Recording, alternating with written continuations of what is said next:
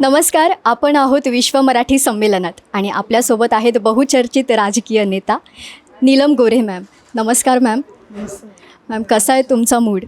हे अतिशय चांगलं आहे आणि याचं कारण असं की विश्व मराठी संमेलनाचं हे चौथं पुष्प आहे आणि अतिशय चांगल्या प्रकारे या कार्यक्रमाचं संयोजन मराठी भाषा विभागाने या ठिकाणच्या सर्व स्थानिक संयोजकांनी केलेलं आहे आणि ज्या प्रकारची दिलखुलास चर्चा झाली त्याच्यामुळे खूप छान वाटतं आहे. त्याचबरोबर युवकांचा आणि जगाच्या कानाकोपऱ्यातून आलेल्या मराठी बांधव आणि भगिनींचा जो सहभाग याच्यामध्ये आहे ते अतिशय महत्त्वाचं पाऊल महाराष्ट्र सरकारने टाकलेलं आहे. खूप सुंदर. असेच सारखे नवनवीन संमेलन, कार्यक्रम असे होत आहेत मॅम. तर त्या अनुषंगाने मराठी भाषेला परदेशात किंवा इतर ठिकाणी कसा वाव मिळू शकतो?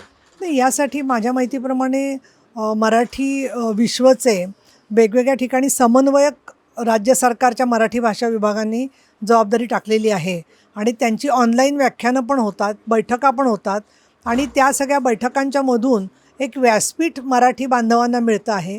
याखेरीज साहित्य रंग नावाचा कार्यक्रम मी पण स्वतः सुरू केला आहे, ज्याच्यामध्ये दर शुक्रवारी एक कार्यक्रम साहित्यिक कथा, कविता, वेगवेगळ्या प्रकारची प्रवास वर्णनं याच्याबद्दलचं अभिवाचन केलं जातं.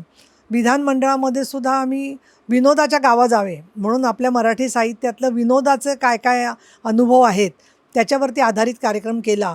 तर मुळामध्ये मराठी बोलली पाहिजे, लिहिली पाहिजे, संवादाची भाषा मराठी असली पाहिजे आणि व्यापाराची भाषा पण मराठी असली पाहिजे की जेणेकरून ही भाषा जी आहे तिचं सामर्थ्य जिवंत राहील.